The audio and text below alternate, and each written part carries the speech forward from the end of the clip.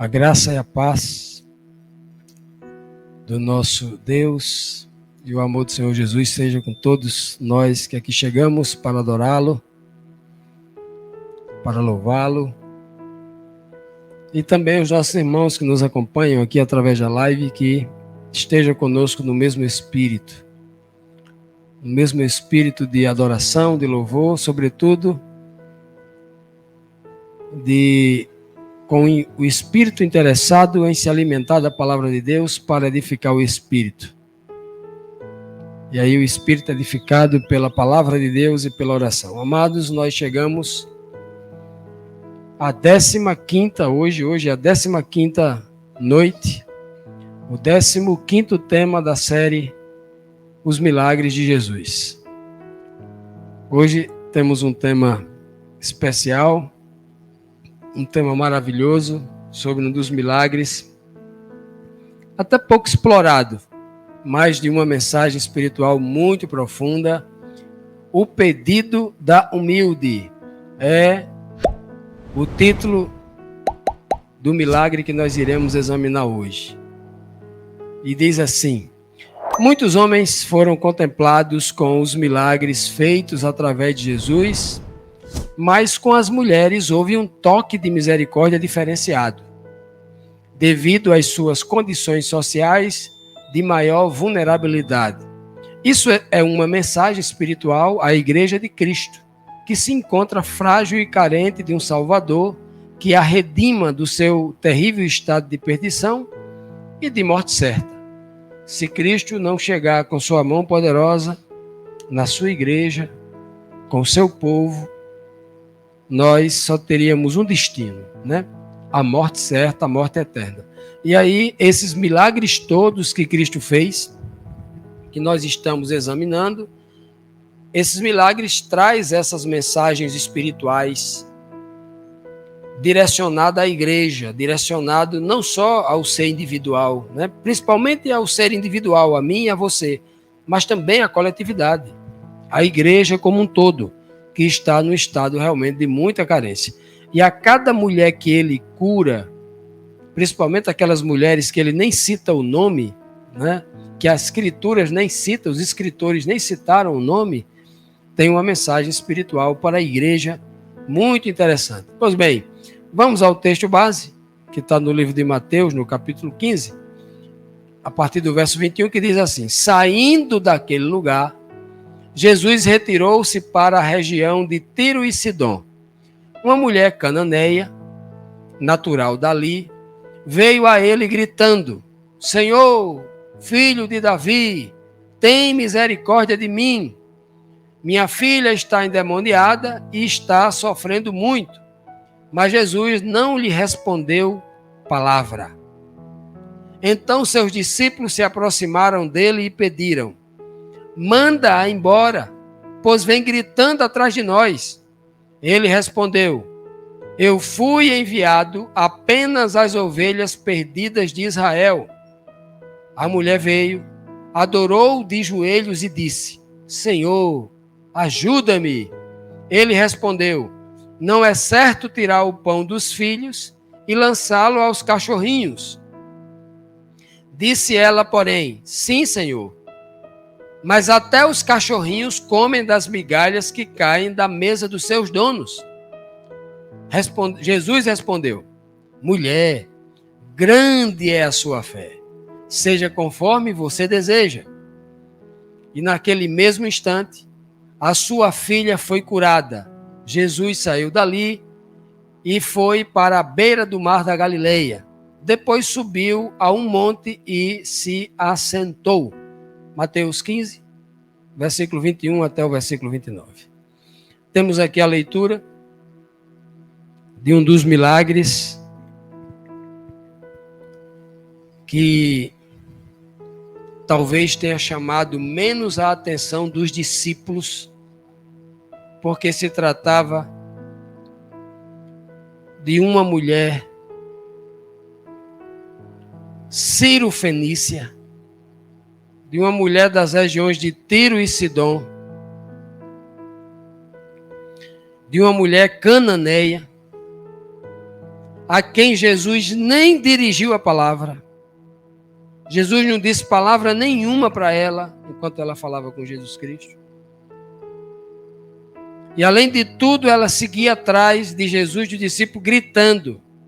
E aqueles gritos, ela percebia que estava incomodando os discípulos de Cristo.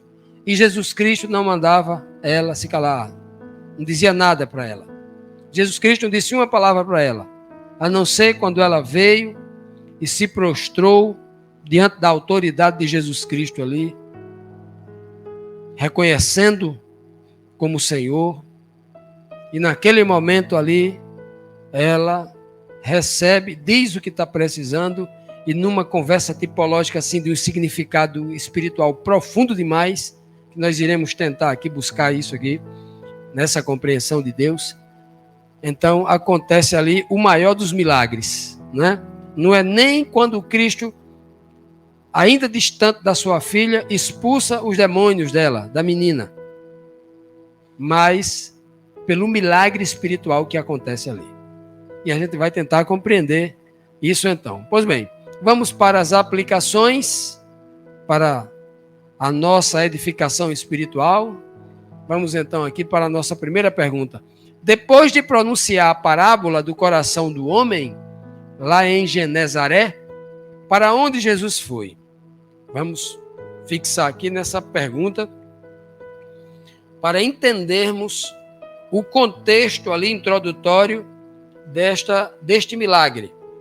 Jesus tinha acabado de multiplicar os pães, a primeira multiplicação dos pães. Jesus tinha acabado de andar sobre as águas do mar, vimos isso domingo passado aqui. E Jesus, quando anda sobre as águas, entra no barco, chega do outro lado em Genezaré. Quando ele chega ali em Genezaré, ele começa a pregar a parábola do coração do homem, que também nós a examinamos aqui no sábado pela manhã. E quando ele acaba de pregar essa parábola, ele sai dali, ele prega as margens do lago, né, do lago ali da Galileia, do mar, chamado Mar da Galileia, ou Lago de Genezaré, mesma coisa. E ali ele sai de Genezaré e vai em direção à região de Tiro e Sidom, um local chamado de Fenícia. Em algumas versões diz a mulher Ciro-Fenícia. Em outras versões, chama ela de a mulher, aqui essa chama de Cananeia, uma chama de Ciro-Fenícia, e outra diz uma mulher das regiões de Tiro e Sidom. Ok? São várias versões mostrando a mesma região. É por isso que eu trouxe aqui um mapa, para que vocês entendam mais ou menos o que se passa ali.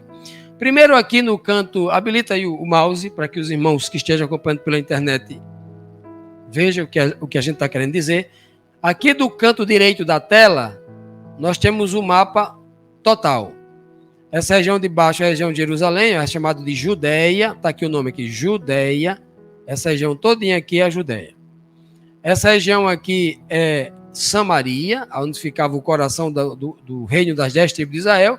E essa região aqui é a região da Galileia, essa região onde Cristo cresceu. Por isso que ele é chamado de Galileu, né? Essa região dele aqui, ó. Então, o mar da Galileia é esse aqui, ó. Tá aqui, ó. Não sei se dá para vocês verem aqui, tá meio azulzinho aqui, ó. Esse é o mar da Galileia. Jesus multiplicou o pão nessa região aqui, ó. E ele veio para cá, a região aqui aqui em cima é onde fica Genezaré. Logo depois que ele pregou aqui, ó, ele sai para essa região aqui, ó, Sidom aqui, onde está Tiro aqui, ó. As regiões de Tiro, Sidom, a região aqui, ó, Ciro-Fenícia. A mulher dessa região. Então Jesus sobe, aqui a gente vê melhor aqui, ó, né? Aqui o mar da Galileia aqui, ó, né? Região resumida aqui, ó. Jesus sai daqui, ó. Ele estava nessa região aqui, multiplica os pães, anda sobre o mar, sobre essas águas, chega desse lado, conta aqui a parábola do coração do homem, e aqui ele sobe para cá. Está nessa região. Inclusive, ó, temos aqui a cidade de Sarepta. Lembra da lição que ele disse para os fariseus? Quando em Israel teve 3 dias de fome, Elias não foi enviado a ninguém. Elias não foi enviado a ninguém de Jerusalém. Foi enviado, ó, Lá para o norte, uma mulher gentílica, uma mulher pagã, foi para lá que Elias foi enviado para atender uma viúva lá em Sarepta para matar a sua fome. Do mesmo jeito que Deus enviou Elias, agora está enviando Jesus para lá. Jesus vai encontrar, quem sabe, uma viúva. Quem sabe era uma mulher viúva, porque o marido não está com a filha, ela que está tentando buscar a cura para a filha. Quem sabe uma mulher viúva. Então é dessa região. Cristo sai, a pergunta aqui que nós lemos é de onde Cristo estava e para onde ele vai. Por que ele vai para ali, para essa região? Vamos ler o verso, né? Jesus retirou-se da região de Tiro e de Sidom. Ele retirou-se de Genezaré para a região, em direção à região de Tiro e Sidom. Sabe o que é interessante desse mapa aqui? É que essa região não pertencia às tribos de Israel. Essa região nunca foi conquistada. É uma região que foi dada à tribo de Asser, a tribo mais distante ao norte. Um dos filhos de Jacó, Asser, ou Azer, como alguns chamam, mas é Asser. A tribo de Asser nunca conseguiu conquistar totalmente as cidades de Tiro e Sidom, essa região. Aí, quando eu leio na palavra de Deus, dizendo que era uma mulher que vinha de Tiro e Sidom, o texto está me dizendo que essa mulher provavelmente não é nem filha das 12 tribos de Israel. É uma gentílica mesmo. Como era gentil ali o centurião romano, o romano que tinha nascido lá na Europa, estava agora no Oriente Médio. Era uma mulher completamente gentílica, não era nem filha, quem sabe até mista, mas ela vem de uma desconhecida. Assim como Deus cura Naamã, um desconhecido. Como Elias vai lá e faz um milagre para a viúva de Sarepta, uma desconhecida. Como ressuscita o filho da viúva lá de Sarepta, uma desconhecida. Isso é muito tocante, porque vocês vão entender. O que ele vai dizer aqui é algo muito profundo. Por isso que o texto aqui que eu trouxe para vocês aqui de Mateus 11, 21, Jesus diz assim, ó, ai de você, Corazim. Corazim é uma cidade que está ali, ó, vocês viram ali, ó, tem Genezaré e do ladinho assim está Corazim, próximo a Cafarnaum, onde provavelmente Cristo tinha uma casa, tinha uma moradia, morava ali Cristo, em Cafarnaum. Ele vai dizer, ai de você, Corazim, cidade colada com Cafarnaum, onde Cristo era conhecido, onde ele nasceu, cresceu. Ai de ti, Corazim, ai de você. Betsaida, outra cidade colada, tudo juntinho ali, cidades da Galileia. Porque se os milagres que foram realizados entre vocês, quem que estava entre as duas? Cafarnaum. O milagre realizado entre vocês ou em vocês, né? Tivessem sido realizados lá em Tiro e Sidom, cidade dos pagãos, dos idólatras, do povo rejeitado pelo povo de Jerusalém e pelos judeus lá da Galileia. Se fosse realizado em vocês, né? Em outras palavras, eles teriam se convertido mais do que teriam acreditado em mim mais do que vocês. Mas eu lhes afirmo que no dia do juízo haverá menos rigor para as cidades de Tiro e Sidom do que para vocês.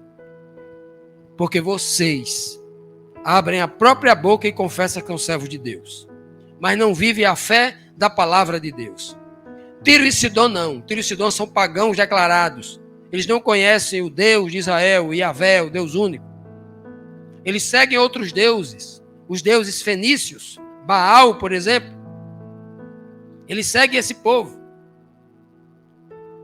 Mas os milagres que eu realizei aqui, se eu tivesse feito lá, eles tinham acreditado. É por isso que pela luz que foi dada a vocês, no juízo, o julgamento para vocês, para sentenciar, será mais duro do que eles. Porque a luz dada a vocês é uma luz maior e vocês, obviamente, têm uma responsabilidade maior. Cristo está pesando aqui, olha, a lei da isonomia, o princípio da isonomia. Os desiguais devem ser tratados com a desigualdade. O princípio da igualdade é tratar os desiguais com a devida desigualdade que eles precisam, né? Isso é maravilhoso. Pois bem, de onde procedia a mulher sem nome que buscou Jesus para curar sua filha? Uma mulher cananeia. Uma mulher cananeia. Aquela região ali estava literalmente ali quase no coração de Canaã. Canaã é a cidade que Deus prometeu aos filhos de Abraão. Quando eles saíram do Egito, era aquela região. Só que na época de Abraão e até Moisés, Canaã era uma área maior do que essa época aí, quando Cristo veio, né? E o texto diz, assim partiram do Egito e voltaram a seu pai Jacó na terra de Canaã. Abraão foi lá em Canaã, edificou uma série de áreas lá para ele, área pastos para o seu gado, poço, montou uma estrutura para ali morar. Mas Deus havia prometido a Abraão que aquela terra seria dada aos seus filhos. Isaac passou por lá, por Canaã. Jacó morou lá em Canaã. José, quando é vendido para o Egito, ele desce lá da região da mulher cananeia, de Canaã, e desce até embaixo, perto da região de Samaria, buscar os seus irmãos que estavam apacentando, e é dali que eles vendem uma caravana de ismaelita que vai em direção ao Egito. E agora os irmãos de José vão lá no Egito comprar comida a José lá no Egito, não reconhece, e agora os irmãos de José que estão lá no Egito comprando trigo, volta para Canaã, aonde o seu pai morava. Nos dias de Moisés, os filhos do povo do deserto entraram em Canaã, a terra que foi dada a Abraão, a Isaac e a Jacó. Nos dias de Cristo, o Senhor Jesus encontra uma filha verdadeira que mora naquela terra prometida a Abraão. Que mensagem de fé havia implícita nas palavras da mulher cananeia. Então, a Bíblia diz que essa mulher veio a ele gritando. E ela gritava assim: Senhor, filho de Davi, tenha misericórdia de mim. Olha, meus irmãos,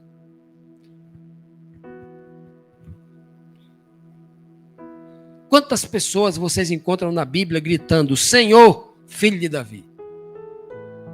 Quantas pessoas você encontra na Bíblia chamando: você é meu Senhor? Eu sei que você tem, a palavra Senhor aqui é uma autoridade. É alguém, é tratado com alguém como autoridade. Ela está se referindo a Jesus como alguém que tem autoridade. Ela reconhece que Jesus é um profeta, que Jesus é o Messias, que Jesus é enviado de Deus, que Jesus é o Filho de Deus, que Jesus é herdeiro de Deus.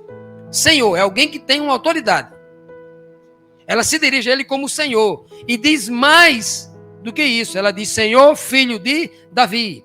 Quando ela diz que você é um Senhor, filho de Davi, ela está dizendo: você é o Messias prometido das Escrituras. As Escrituras prometem que da descendência de Davi viria o Messias. Um filho de Davi iria sentar no trono e restaurar o reino. O filho de Davi iria realizar a obra de restauração e de libertação de Israel, preparando para definitivamente o reino de Deus. Então essa mulher, quando ela abre a boca e grita isso, essa mulher, quando ela fala isso, inclusive diferente do cego Bartimeu, Jesus, filho de Davi, ele não diz Senhor, mas ela diz Senhor. Essa mulher tem mais fé do que o homem de Jericó, dentro dos domínios da Judeia, cidade de Jericó. Aonde o cego Bartimeu estava, essa mulher, ela tem mais fé do que o cego Bartimeu. Essa mulher, ela tem mais fé do que os 12 discípulos que estavam com Jesus. Porque nenhum dos discípulos entendia, nunca abriu a boca e disse: você é o Senhor, filho de Davi, da profecia. Nenhum disse. Me mostre na Bíblia algum dos discípulos dizendo isso. Aquela mulher, uma estrangeira, uma pagã, que ninguém dava valor por ela, ela estava gritando, ela não estava falando, ela estava clamando. E as pessoas só clamam e gritam quando as pessoas têm certeza das coisas. Eu duvido, quando você está querendo dizer uma mentirazinha, uma adulto, você fala bem baixinho, que é para ninguém escutar. Se você estiver errado, não passar vergonha depois. Ela estava gritando, porque ela tinha certeza do que estava dizendo. Ela estava gritando: você é o Senhor, filho de Davi, uma pagã.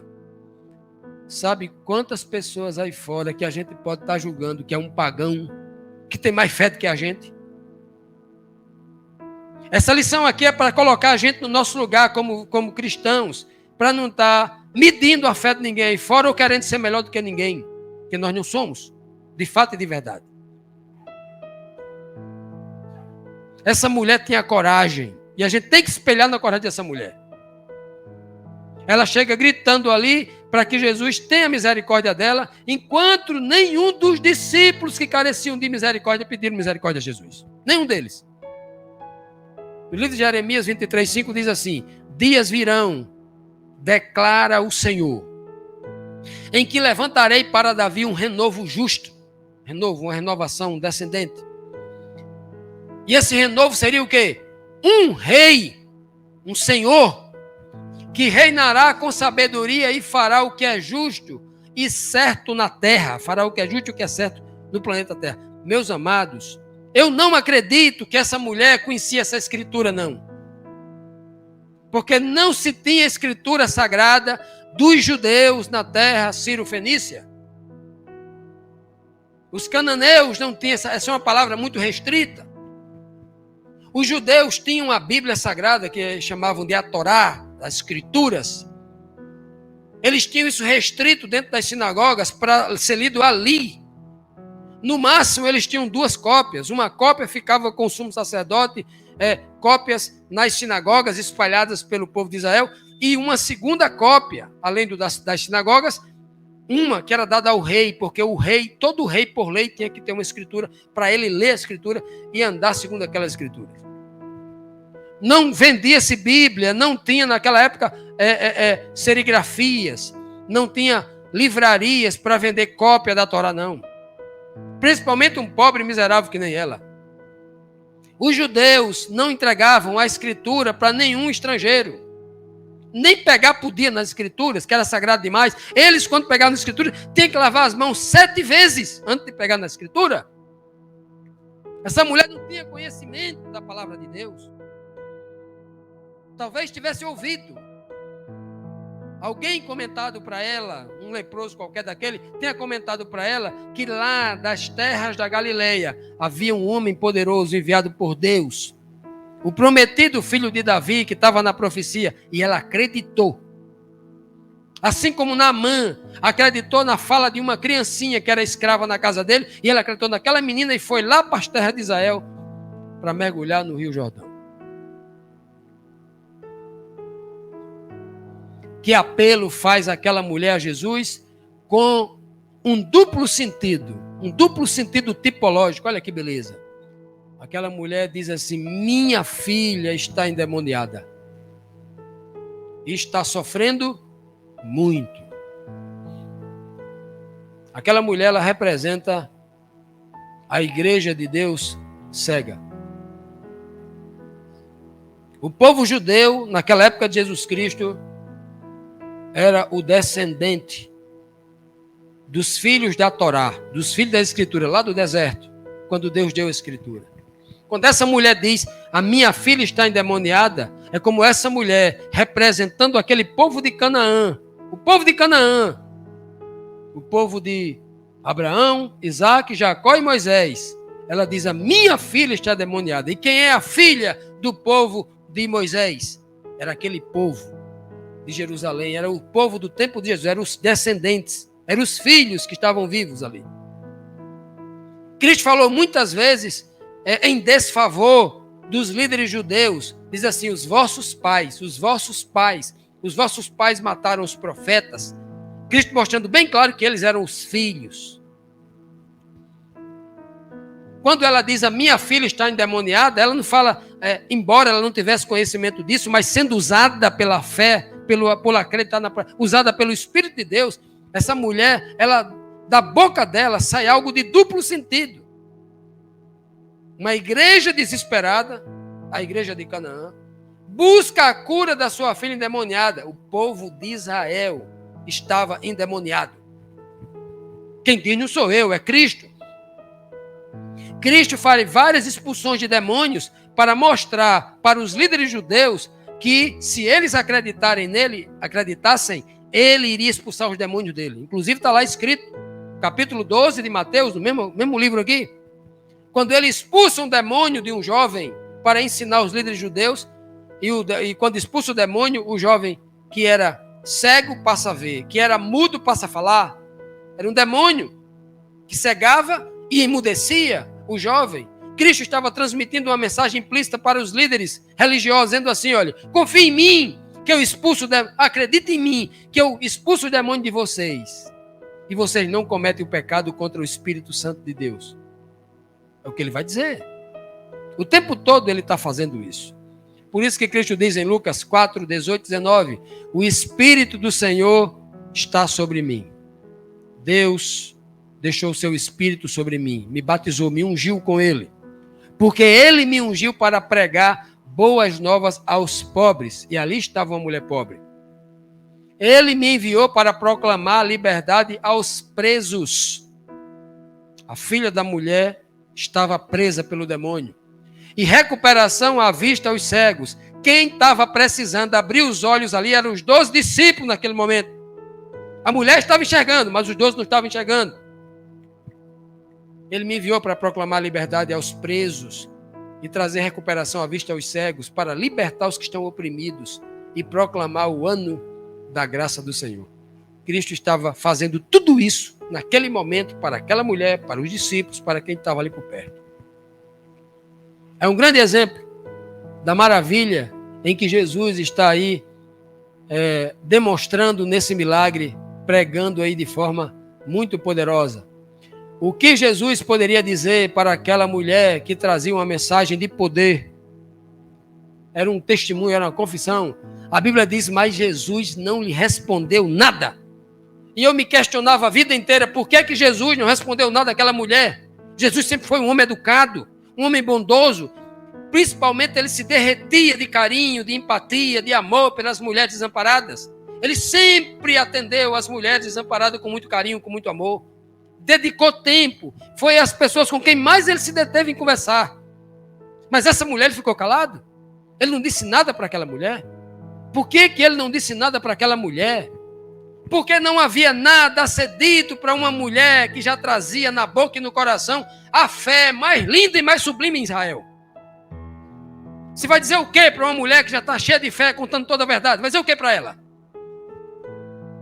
Muito bem, minha filha. A sua fé é maior do que eu já vi em toda Israel. Ele vai dizer depois, mas aqui não tem o que dizer. Jesus não tem que dizer nada para alguém que já está salva pela fé.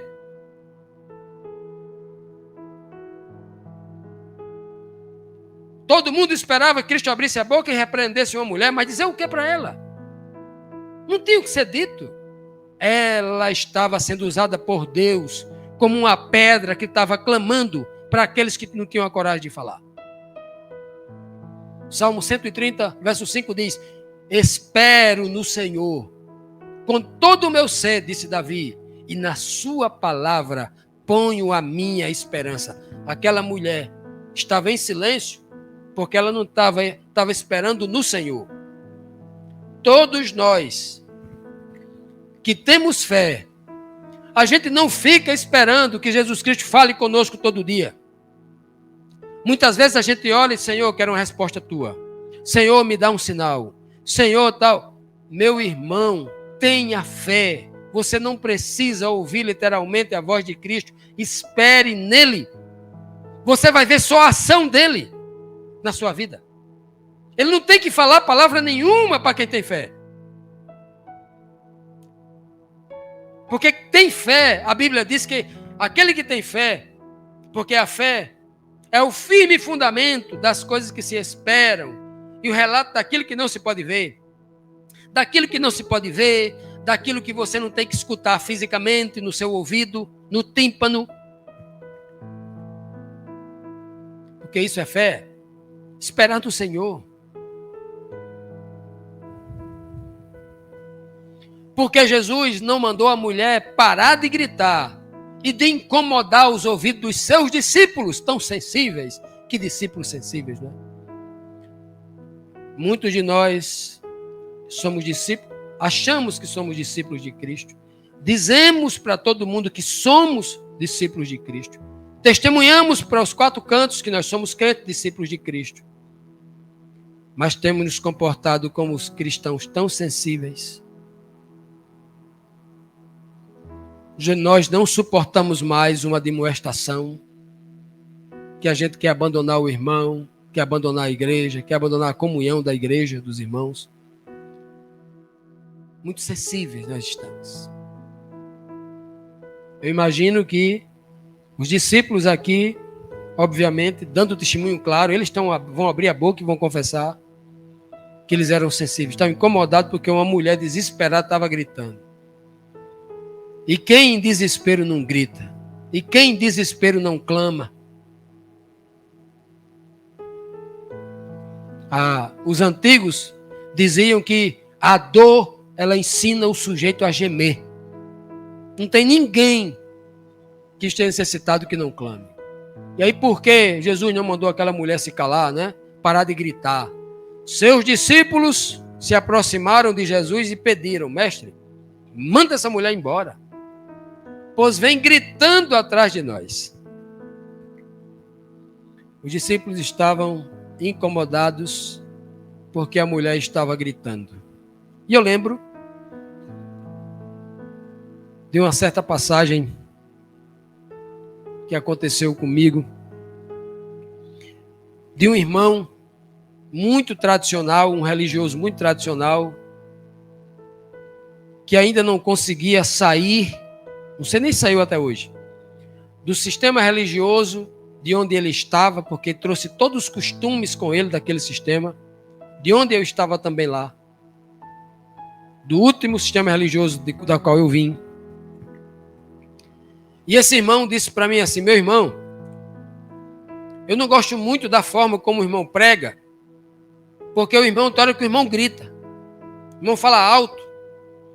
E tem pastores, tem ensinadores no nosso meio, que eles falam, dão estudos na internet, e o tempo todo no mesmo tom de voz, suave, manso. E eu não sabia o que dizer para aquele irmão. Eu digo, a única coisa que eu sei é que ele dá o testemunho dele, eu dou o meu. Eu não sou obrigado a ser como aquele irmão. Deus trouxe um monte de servos dele aqui na terra de todo tipo. Uns que choravam, Jeremias. Outros que gritavam, esperneavam, Elias.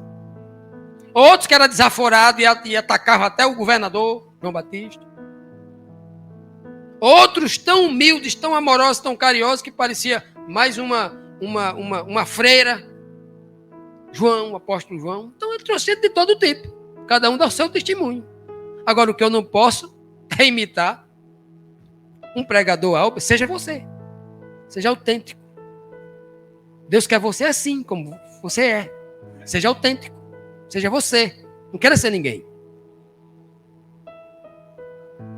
Como é lindo o Senhor atuar na individualidade de cada um. Jesus nunca quis criar uma uniformidade de aparência na sua igreja. Ele sempre desejou que as pessoas na sua individualidade, cada uma retransmitisse o poder de Deus da forma como elas eram. Onde estavam, com quem viviam. Nunca quis mudar a aparência. A religião quer mudar a aparência. Cristo quer mudar o coração. Ele diz, eu lhes digo, respondeu ele, se eles se calarem, até as pedras clamarão. Noutra oportunidade, em que Cristo ali estava entrando em Jerusalém, os fariseus, os líderes judeus incomodados pelas pessoas que estavam com os ramos, gritando, bendito, Hosana, Hosana, bendito é o que vem em nome do Senhor, em nome de Yahvé, bendito é Jesus Cristo. Os líderes religiosos incomodados, porque estavam exaltando, apontando Jesus como o enviado de Deus, como o herdeiro de Davi. Eles incomodados, manda ele se calar, manda ele se calar. E Jesus falou assim, se eles se calarem, as pedras vão clamar. Porque eles estão sendo aqui, conduzidos pelo Espírito de Deus. Está todo mundo sendo tocado pelo Espírito de Deus. Se eles se calarem, as pedras... Se essa mulher parasse de gritar, os discípulos estavam querendo silenciar Deus, porque aquela mulher estava gritando de si. E eu não posso silenciar a pessoa de Deus, porque o Espírito de Deus vai usar qualquer um de nós para abrir a boca e gritar, quando for para gritar. Quando for para falar baixinho, Até quem tiver a 1 metro de você vai ter dificuldade de ouvir. Quando for para chorar, a gente chora. Quando for para sorrir, a gente vai sorrir. Tem tempo para tudo. Porque Jesus não podia mandar aquela mulher ir embora. Manda essa mulher ir embora. Manda essa mulher se calar. Ela está perturbando a gente, está andando atrás da gente, gritando. É uma louca. Mais ou menos isso que eles diziam, né? Jesus respondeu, olha, eu fui enviado apenas às ovelhas perdidas de Israel. Que palavra Jesus Cristo disse aqui. Aquela mulher não era das tribos de Israel, mas Cristo está dizendo para mim que ela é sim filha de Israel. Porque Israel não é uma etnia, não é um sangue, não é um DNA, é a fé. Ela é filha de Israel por causa da fé, não por causa da região, não porque na sua veia correu o sangue de Abraão, não. É por causa da fé. Cristo chegou a dizer para o povo de Jerusalém, até destas pedras, Deus pode fazer filhos de Abraão. Filhos de Israel não são aqueles que trazem o DNA, o sangue de Abraão nas veias, mas aqueles que trazem a fé de Abraão na sua mente, no seu espírito. Eu confesso que eu buscava entender como é que Jesus Cristo está dizendo, se referindo àquela mulher, se referindo a ela, que era filha de Israel, não cabe no mapa, não cabe na história, não cabe na cultura, como Jesus disse que aquela mulher é filha de Israel, porque Jesus nunca fala nada literal. A mensagem aqui é espiritual e é profunda. O autor disso, o próprio livro aqui de Mateus 13:34, ele vai dizer, e tudo que Cristo falava era através de parábolas, e nada do que disse era sem ser através de parábolas. Aqui tem mais uma linguagem profunda. Cristo não estava dizendo apenas que veio buscar as ovelhas perdidas e salvar os da casa de Israel, não. Está dizendo para aquela mulher somente, não. Ele estava dizendo para os seus discípulos também, vocês eram perdidos. Vocês não eram Jerusalém, vocês eram aqui da Galileia. Tudo perdido, do norte, excluídos de Jerusalém. Vocês também eram perdidos. E eu encontrei vocês. Mas será que eles entendiam essa linguagem de Cristo? Sabe por que os discípulos não entendiam? E por que muitos de nós ainda não entendemos até hoje? Porque quando a gente começa a ler a Bíblia, a gente lê a Bíblia já pensando no outro. Quando está lendo um verso bíblico aqui, a gente, esse verso se encaixa no irmão tal, esse verso se encaixa no meu amigo tal, esse verso se encaixa naquela pessoa, esse outro. O verso não se encaixa em pessoa nenhuma, tem que se encaixar na sua vida, porque a palavra é feita para você, não é para os outros. E os discípulos o tempo todo olhavam para os outros, nunca olhavam para si. O tempo todo Cristo estava falando para eles, e eles sempre querendo aplicar aquilo para os outros. Que problema grave nós vivemos dentro da religião. Porque justamente o povo não consegue entender que esta palavra foi dada para mim. O ser individual que está lendo a Bíblia, aquilo é só para ele, mais ninguém. Principalmente quando a palavra traz uma repreensão, traz uma admoestação, traz uma exortação ou uma repreensão dura. Aquilo é para mim, não é para o outro. Lucas 19:10 diz, pois o Filho do Homem veio buscar e salvar o que estava perdido. Aquela mulher estava perdida? Neste momento, Jesus não está falando mais com a mulher. Ele está falando com os discípulos e para os discípulos. Eu vim buscar vocês que estão perdidos, porque essa mulher acabou de ser salva. Vocês que estão perdidos. Estava falando para os discípulos, com os discípulos e para os discípulos. Ah, se aqueles discípulos enxergassem isso. Ah, se nós, filhos de Deus, espirituais, enxergássemos isso, iríamos parar de olhar para a vida do outro. O que as palavras da mulher estrangeira tinha de semelhante com a condição espiritual, com o professo povo de Deus? O que havia de semelhança ali, ó? A palavra daquela mulher, uma mulher estrangeira, né? que havia de semelhança ali com o profeta povo de Deus. A mulher veio e adorou, a palavra adorar aqui é reverência, né? Adorou, e está até uma duplicidade, adorou de joelhos. O termo joelho é o mesmo termo, uma palavra só. Adorou de joelhos, é uma palavra só ali. Prosquenel, curvou-se em reverência, né? E disse: Senhor, ajuda-me. Como que uma mulher cheia de fé, uma mulher com uma consciência doutrinária, a doutrina mais importante da Bíblia era acreditar que Jesus era o Messias, como essa mulher precisa de ajuda? Quem deveria se ajoelhar e pedir ajuda eram os discípulos que estavam com Cristo.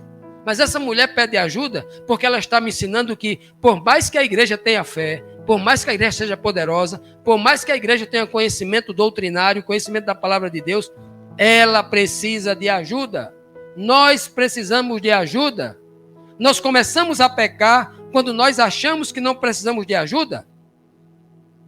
Toda vez que nós nos achamos autossuficientes ou poderosos o suficiente para guiar a própria vida, os próprios passos, Cristo diz: sem mim nada podeis fazer.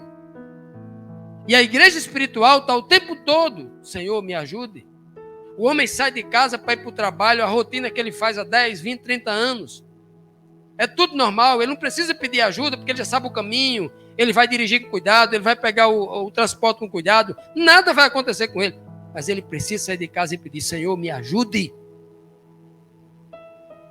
Olha, eu vou fazer uma coisa muito simples, eu vou pegar o ônibus aqui, vou no Alecrim, vou pegar o ônibus, vou no shopping, vou pegar o ônibus, vou no comércio para comprar uma roupa. Senhor, me ajude para que eu compre a roupa certa. Porque tem gente tão desorientada que nem sabe fazer.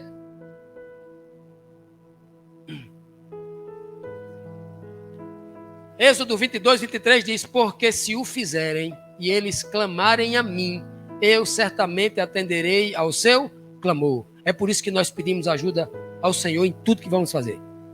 O tempo todo. Porque quando a gente pede, Ele dá. Olha, tem coisa que eu peço. Eu nunca pedi nada a Deus que Ele não tenha me dado. Nunca. Não tem nada que eu pedi a Deus que Ele não me deu. Nada, nada, nada. Eu olhando para trás aqui, não tem nada do que eu pedi que Ele não me deu. Tem coisa que eu pedi que Ele não me deu ainda. Mas sabe que eu estou aqui? Tranquilo. O tempo certo Ele vai me dar. E se Ele não me der, é porque Ele me deu coisa melhor.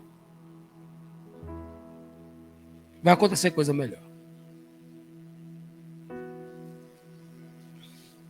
Quem eram os filhos e quem eram os cachorrinhos? Olha, aqui é que é forte.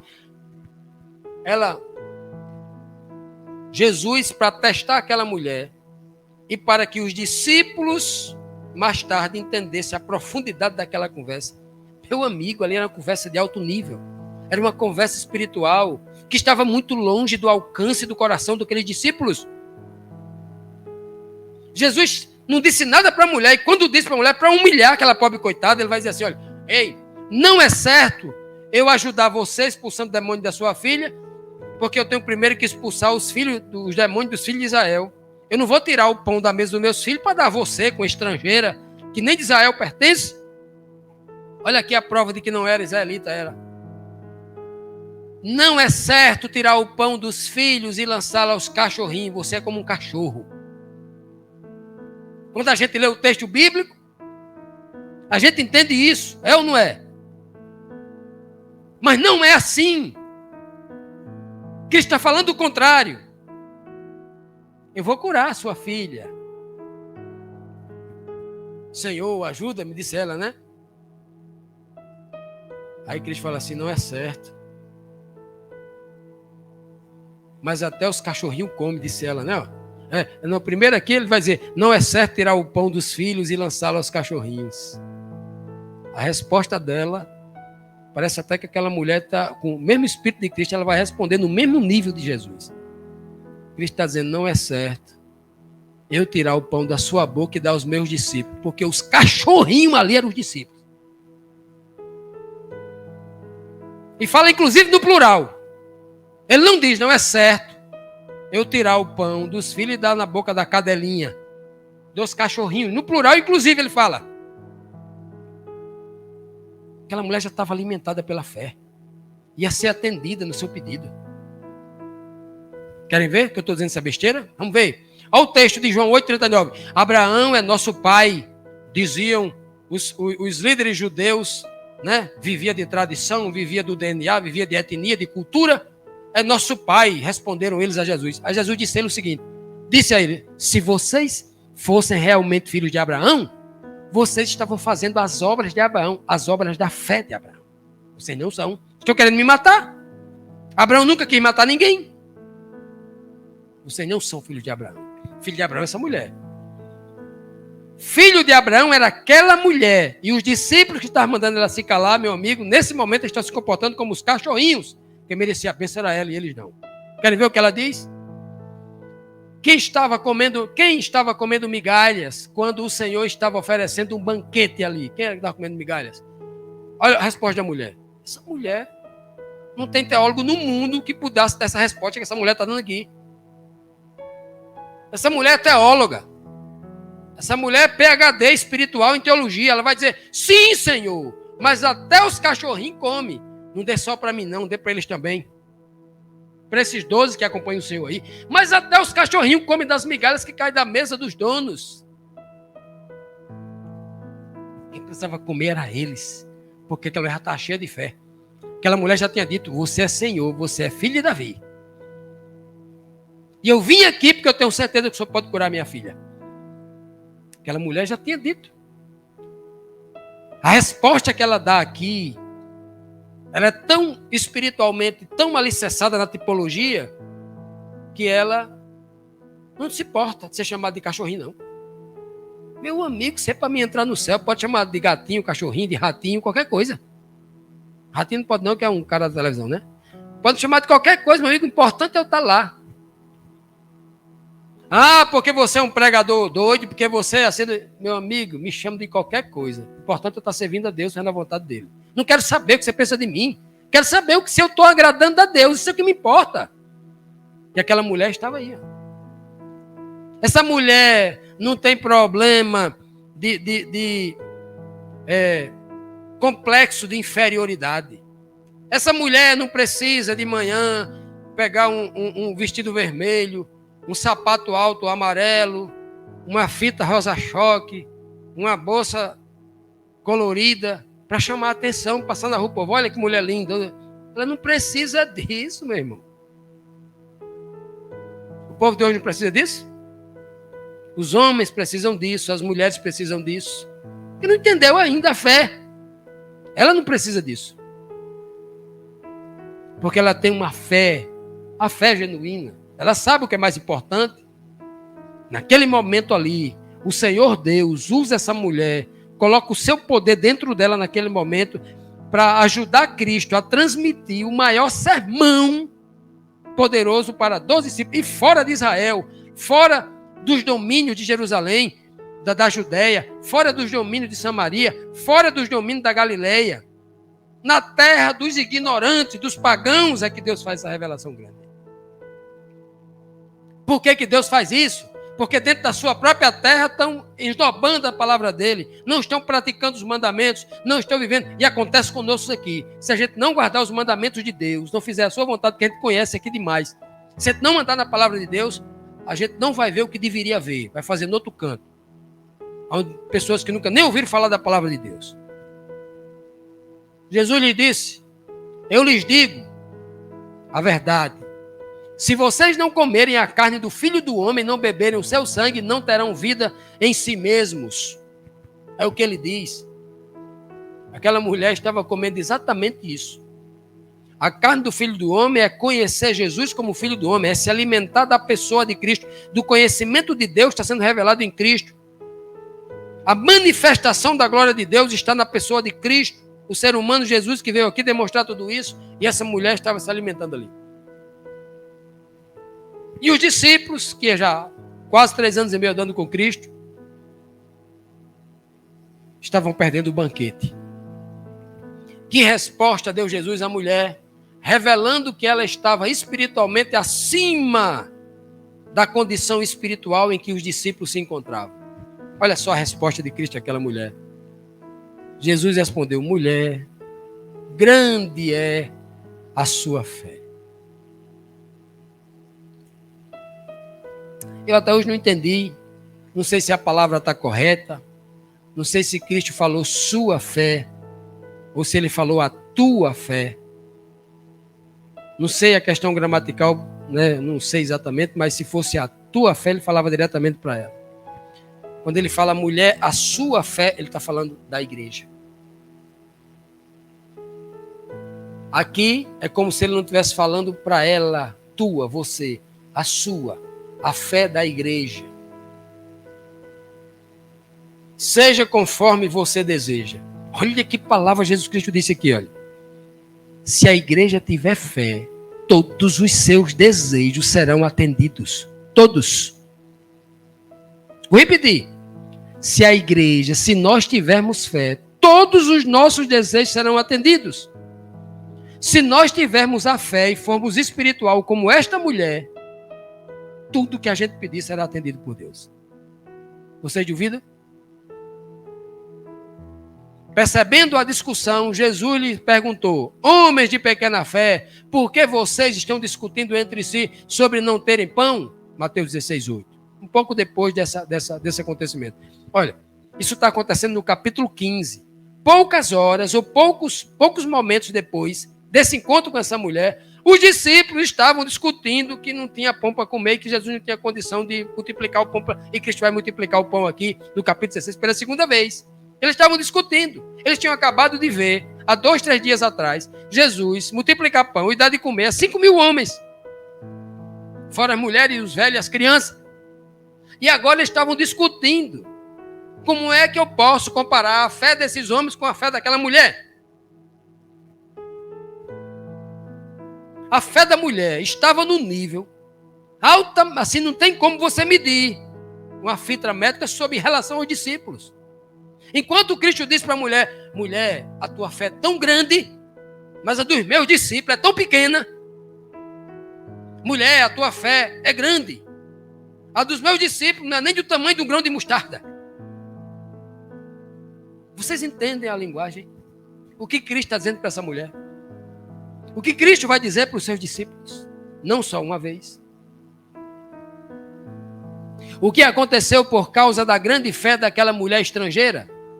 E naquele mesmo instante, por causa da fé dela, a sua filha foi curada.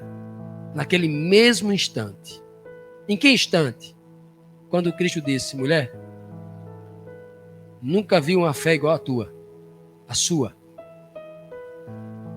Seja conforme a sua fé. Quando Cristo disse fé, botou o ponto final, a filha da mulher foi curada no mesmo momento. Os demônios abandonaram aquela menina. O sofrimento abandonou aquela menina, aquela criança. Eu não sei, a Bíblia não diz se ela tinha 2 anos, 3 anos, 10, 12, 15. Abandonou a sua filha. Naquele momento, porque nada neste mundo resiste ao poder da fé. Nem os demônios, que é a maior força espiritual que ronda neste mundo, nem os demônios resistem ao poder da fé. Disse-lhe Jesus: não lhe falei que se você cresce, veria a glória de Deus? Jesus falou lá, quando foi citar Lázaro. Jesus falou para Maria, para Marta: eu não falei para você que se você cresce, veria a glória de Deus? Você tem que crer. Falando para outras mulheres, para outra mulher: creia e você verá a glória de Deus. O que importa é crer. Que maravilha, não é? Que bênção. Vamos então, meus amados, aos 7 ensinamentos que nós podemos tirar desse milagre poderoso, dessa lição poderosa que nós estudamos aqui, nos deliciamos nesse banquete nesta noite. Que principais ensinamentos podemos tirar deste milagre, desta grande pregação na prática que Cristo fez, né? Cristo encontrou a igreja sem fé. Ele encontrou uma igreja sem fé. Encontrou o povo de Jerusalém sem fé. Encontrou os seus discípulos sem fé. E aí, por encontrar esse povo sem fé, ele foi buscar no meio dos gentios que não tinham fé, para trazer a fé dele para ensinar o seu povo. Os demônios escravizavam o povo. Os demônios não escravizavam apenas a mulher, a filha da mulher Ciro-Fenícia. Mas também estavam escravizando a mente dos discípulos, impedindo que eles crescessem na fé. Lá em Jerusalém parece que era a morada dos demônios, porque estavam direto na cabeça dos sacerdotes, dos escribas e dos fariseus. Parece que era o quartel-general, o QG dos demônios era em Jerusalém. O apelo dos santos é de cura espiritual. Aquela mulher não veio pedir a Jesus para curar uma ferida no pé, uma lepra, um braço aleijado, uma perna aleijada, se era cega, se era surda, se era muda. Ela veio pedir uma cura espiritual, porque ela representa de fato e de verdade o que a igreja mais necessita, a cura espiritual. Porque se a gente é curado espiritualmente, todo o resto é acrescentado. A fé reconhece Jesus como Senhor, a verdadeira fé. Não reconhece Jesus como um Deus, é como o Senhor. Ela diz, Senhor, filho de Davi. A fé verdadeira, ela reconhece a palavra do jeito que ela é. Não altera, não muda o que está escrito. Aquela mulher, mesmo não conhecendo, não sendo um teólogo, não sendo um doutor da lei, ela conhecia essa verdade. Quem se alimenta da fé, conhece a Cristo. Porque a fé vem pelo ouvir a palavra de Deus. Quem se alimenta da fé é porque já se alimentou da palavra e creu nela. Quem tem fé conhece a Cristo. Jesus não lança fora ninguém que tenha fé. Embora os discípulos digam, manda embora. Quantos de nós não podemos dizer para uma pessoa que está entrando na fé no nosso meio, manda embora? Isso que a gente falou assim, olha, né? Nenhuma palavra, manda embora por quê? Porque ela não lhe agrada? Porque ela não é da sua raça? Porque ela não fala a sua língua? Porque ela não gosta das coisas que você gosta? Porque ela não é da sua classe social? Porque não é da sua cor? Não, ninguém vai embora tendo fé. Aprendamos a esperar no silêncio. Quando Cristo não abrir a boca e não disser nada, é porque Ele está conduzindo as coisas ou porque a gente está no caminho certo. Aquilo que a gente colocou no coração, aquela decisão já é o certo a fazer. Não se esqueça disso. Porque para o seu bem, se você pedir, o Senhor vai intervir para que você não se dê mal. Porque Ele cuida dos seus filhos. A fé é o maior poder que o homem pode receber da parte de Deus para ver a sua glória. Não é necessário ser um ser religioso para crer em Deus. Para ter fé em Deus, é necessário acreditar na sua palavra, pondo em prática tudo aquilo que se está aprendendo dela, se retirando dela da palavra. Aos filhos da fé está sendo servido um banquete espiritual, servido diante dos seus inimigos, como diz o grande rei Davi ao escrever o Salmo 23, prepara-me uma mesa, um banquete diante dos meus adversários. E aí sim, eu falarei da tua glória e habitarei na tua casa por longos dias. Amém? Que o Senhor nos abençoe, que o Senhor nos guie na sua verdade e que nós aprendamos a ser espirituais para dar testemunho dessa verdade como essa mulher fez. Em nome de Jesus, amém.